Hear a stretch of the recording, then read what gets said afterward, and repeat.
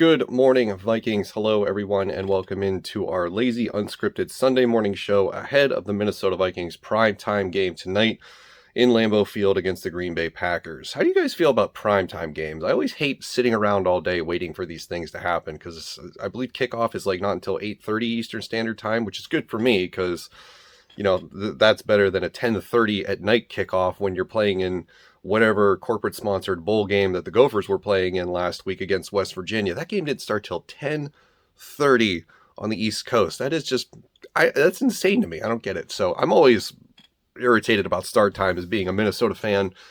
Is usually not that bad, for football anyway, because on Sundays it's either 1 o'clock, 4 o'clock, or 8 o'clock, which those are all good. Monday it's a little bit harder.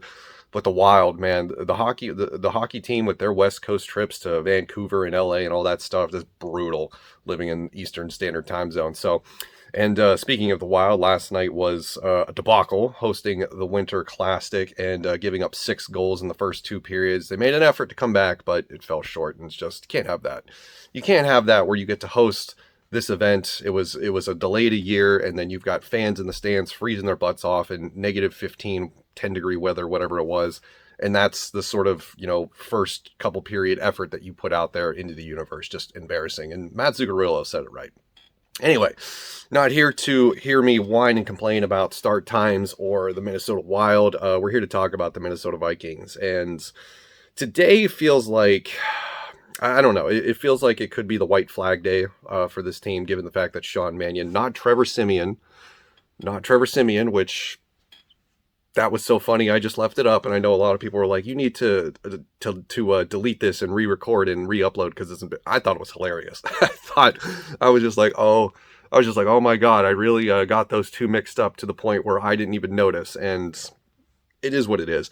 I have done that so many times over the course of the last few years where I get Trevor Siemian and Sean Mannion completely and absolutely mixed up, and I don't know why that is, but like I said, it is what it is. I don't care.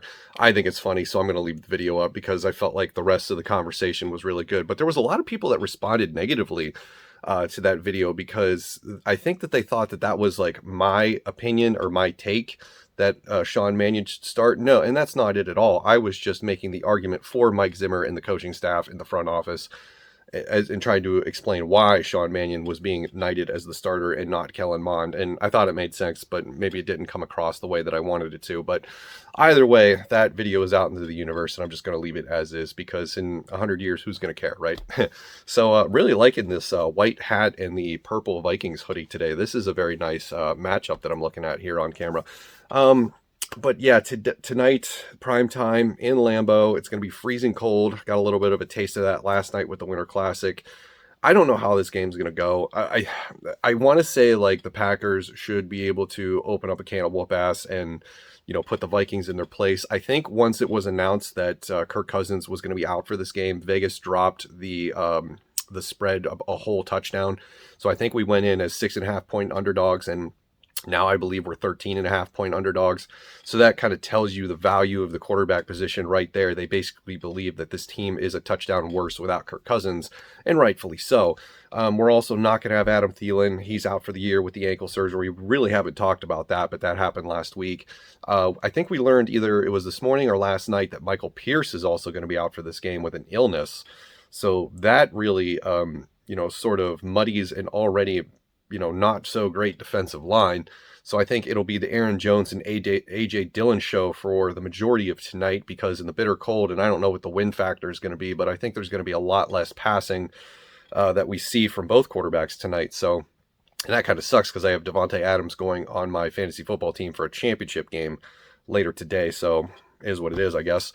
But yeah, I think we're going to see an ugly game. I think the Vikings not wave the white flag, but I think after the game's over, this is when the franchise will wave the white flag on 2021.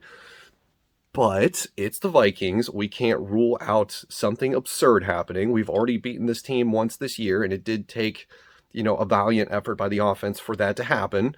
I don't see that being a recurrence. Division games are always different. And I've said this before in previous videos, that you could throw out everything that's happened prior to a division rivalry game because the teams know each other. They play each other twice a year. It's basically the blockade to getting to the playoffs is winning the division. So you've got these three other teams that you are more worried about than everybody else. So the Vikings and the Packers play each other with the mentality that this is the Super Bowl.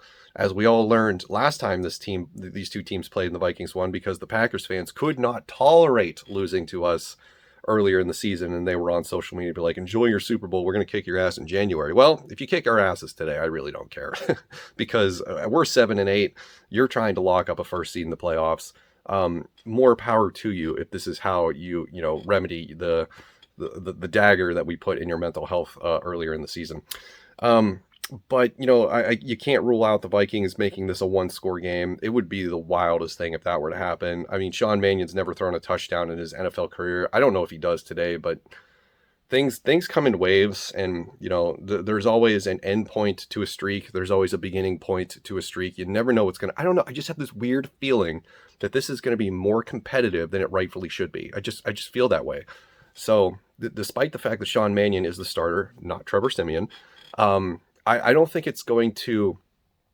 I don't think it's going to be as ugly as we all anticipated. I don't think this is going to be a Josh Freeman game. It has the potential to be that, but I think that they're going to make it work somehow. And I'm not saying that they're going to win, but I'm also saying that it's not going to be completely embarrassing. The defense is probably going to struggle, but the fact that it's going to be super cold and hard to throw the ball kind of helps them in the situation. So we'll see what happens. I also think that Cam Dantzler is either questionable or out. So I think that might mean that we get more Chris Boyd. I forget what the status is on Dantzler, but he is not looking so good right now. So the outlook is bleak.